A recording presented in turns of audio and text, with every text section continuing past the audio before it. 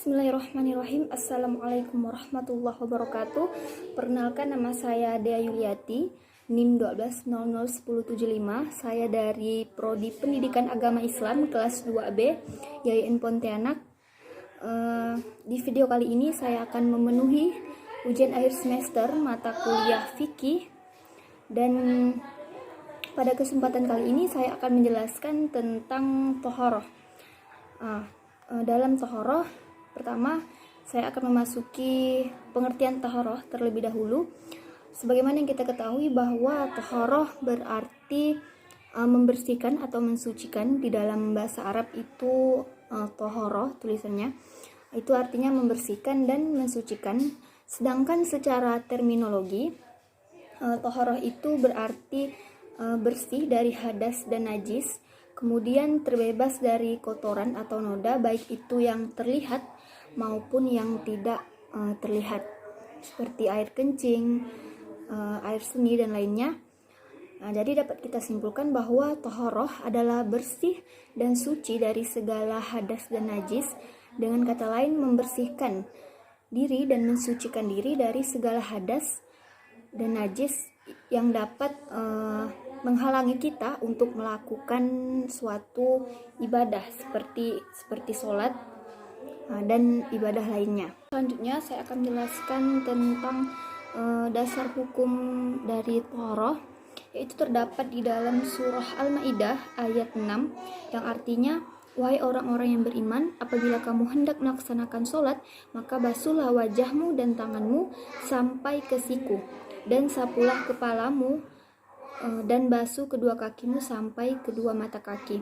Jika kamu junub, maka mandilah, dan jika kamu sakit atau dalam perjalanan atau kembali dari tempat buang air atau menyentuh perempuan, maka jika kamu tidak memperoleh air, maka bertayamumlah dengan debu yang baik dan suci. Usaplah wajahmu dan tanganmu dengan debu itu. Allah tidak ingin menyulitkan kamu, tetapi Dia hendak membersihkan kamu dan menyempurnakan nikmatnya bagimu agar kamu bersyukur.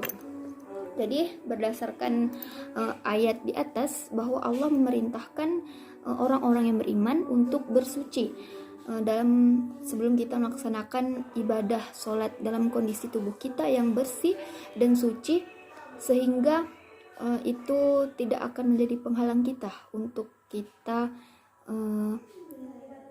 menghadap Allah, begitu. Jadi tidak ada alasan orang-orang beriman untuk tidak mengerjakan ibadah, karena Allah sudah memberi jalan. Dengan misalnya tidak ada air, maka gunakan debu. Jadi itu jalan dari Allah dengan tidak menyulitkan kita. Baiklah, selanjutnya saya akan menjelaskan macam-macam toharoh. Itu ada dua, ada toharoh hakikiyah dan toharoh hukmiyah. Dimana toharoh hakikiyah ini bersuci dari najis meliputi badan, pakaian, dan tempat. Sedangkan toharoh hukmiyah itu bersuci dari hadas. Jadi terdiri dari dua jenis ini, yaitu toharoh yang berkenaan dengan badan yang terbagi menjadi tiga, yaitu ada toharoh kubrah, yaitu mandi, kemudian ada toharoh sugra yang berupa wudhu, dan yang ketiga bertayamum. Jadi ada tiga tadi berkenaan dengan toharoh badan. Selanjutnya kembali ke alat-alat toharoh. Selanjutnya alat toharoh yaitu ada air mutlak. Air mutlak yaitu seperti air yang tidak dicampuri apapun, air sungai, air telaga, air terjun, dan air sebagainya, itu kan tidak ada campuran apapun. Kemudian selanjutnya ada air tercampur oleh sesuatu yang suci, itu boleh digunakan untuk bersuci. Kemudian ada air mustakmal, itu air yang sudah terpakai atau terjatuh dari anggota badan orang yang berwudu, itu merupakan suci karena itu suatu air yang telah dipakai untuk berwudu, karena air berwudu kan bersih. Kemudian yang ketiga ada air yang terkena najis. Itu menurut kesepakatan ulama, jika air tersebut banyak terkena najis, dan mengalami perubahan, baik itu perubahan rasa, warna maupun baunya, maka air tersebut tidak boleh digunakan untuk bersuci. Jadi dihitung dari apakah air tersebut banyak terkena najis atau sedikit. Kemudian ada air banyak adalah air yang jumlahnya mencapai 2 kula atau 321 liter.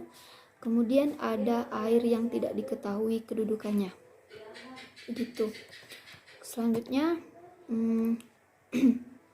tanah yang suci yang bisa dipakai untuk bersuci seperti pasir, batu, tanah yang berair, itu bisa dijadikan bersuci, tetapi dengan alasan jika tidak ada air.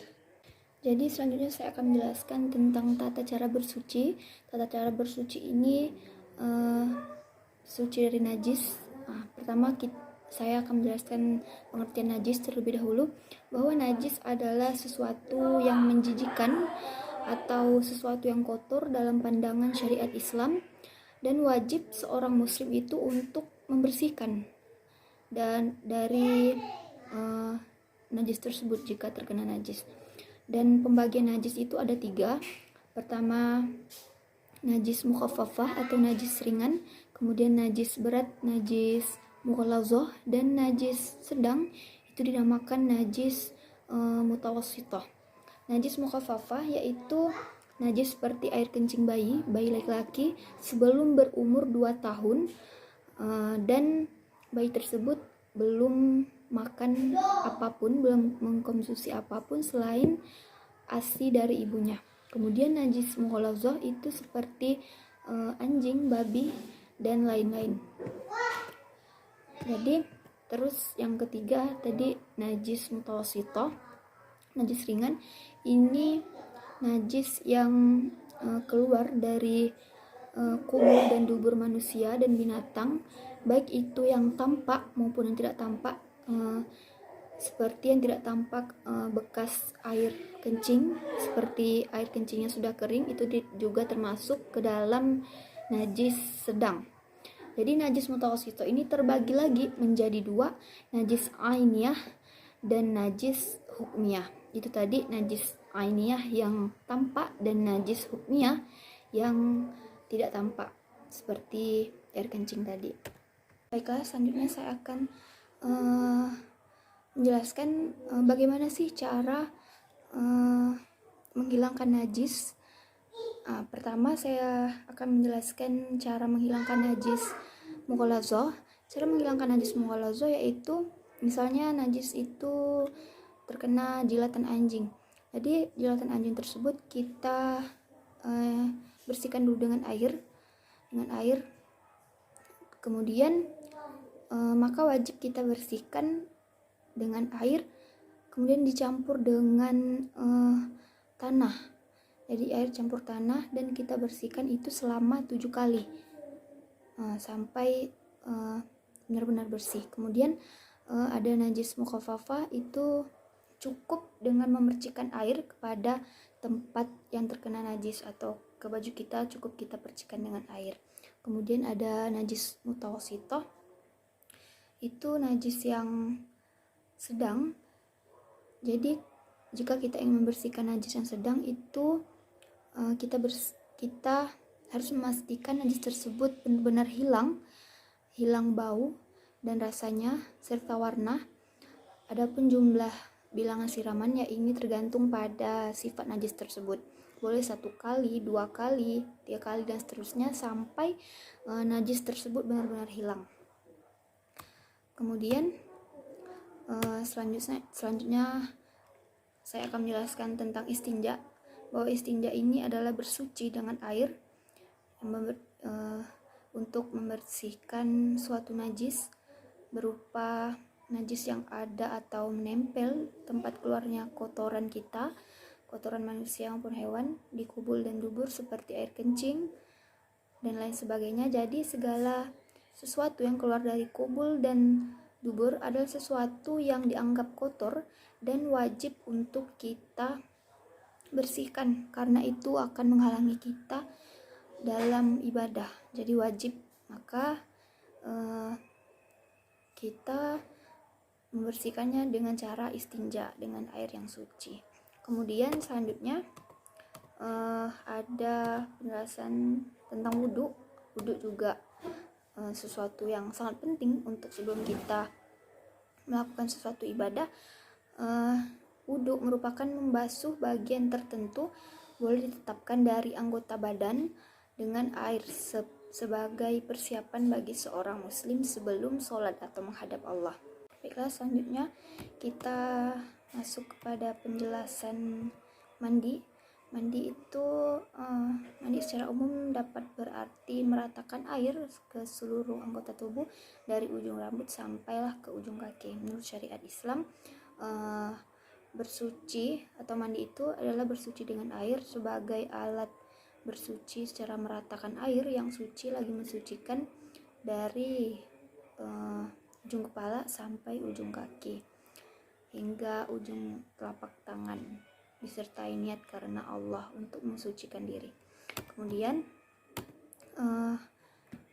mandi itu ada mandi wajib, yaitu menghilangkan dari hadas besar dengan menyiram air ke seluruh badan. Mandi diwajibkan dengan 5 sebab bisa terjadi pada laki-laki dan 3 sebab terjadi kepada perempuan. Sebab yang terjadi pada laki-laki yakni bersetubuh atau keluarnya air mani itu diwajibkan untuk bersuci, sedangkan perempuan itu pada saat haid atau nifas dan melahirkan, itu setelah nifas dan melahirkan harus mandi wajib karena telah mengeluarkan darah kotor, jadi harus mandi wajib untuk mensucikan diri. Jadi hukum mandi wajib ini juga terdapat di dalam Quran surah Al-Maidah sebagaimana yang sudah saya bacakan di awal tadi. Jadi selanjutnya saya akan menjelaskan tentang tayamum. Tayamum menurut bahasa berarti sengaja, sedangkan menurut istilah yaitu beribadah kepada Allah Subhanahu wa taala secara sengaja dengan menggunakan debu yang bersih atau suci, mengusap wajah dan tangan secara bersamaan dan menghilangkan hadas bagi orang yang tidak mendapatkan air atau tidak bisa menggunakannya. Jadi maka dianjurkan untuk bertayamum menggunakan debu. Itu merupakan tata cara yang telah ditetapkan Allah, suatu tata cara yang ringan untuk digunakan, tidak menyulitkan jika tidak ada air, karena air merupakan suatu yang utama. Maka jika tidak ada air, maka boleh menggunakan debu, tetapi debu tersebut harus suci. Selanjutnya, hal-hal yang wajib ketika bertayamum: pertama, niat; kedua, tanah yang suci; yang ketiga, sekali sentuh; dan yang keempat, mengusap wajah dan kedua tangan. Begitu tata cara diwajibkan untuk kita bertayamum. Selanjutnya, saya akan menjelaskan apa saja hikmah dan urgensi mengetahui taharah. Baiklah, jadi hikmah dari kita bersuci yaitu ada rasa kedekatan kita untuk kita kepada Tuhan, keinginan kita akan ketaatan beribadah kepada Allah Subhanahu wa taala. Kemudian manusia menginginkan agar terpelihara dalam kesucian, merasa tidak ingin melakukan sesuatu yang membuat diri ternoda dengan sesuatu yang tidak menyenangkan. Maka suatu bersuci ini agar manusia itu lebih merasakan dirinya bersih dari kotoran. Kemudian seseorang yang bersuci akan mengalami kehidupan yang sehat dan merasakan kebahagiaan baik dirinya maupun orang lain. Jadi itu semua hikmahnya dapat memberikan efek baik untuk dirinya sendiri maupun orang lain. Mungkin hanya itu yang dapat saya sampaikan. Kurang dan lebihnya mohon dimaafkan. Assalamualaikum warahmatullahi wabarakatuh.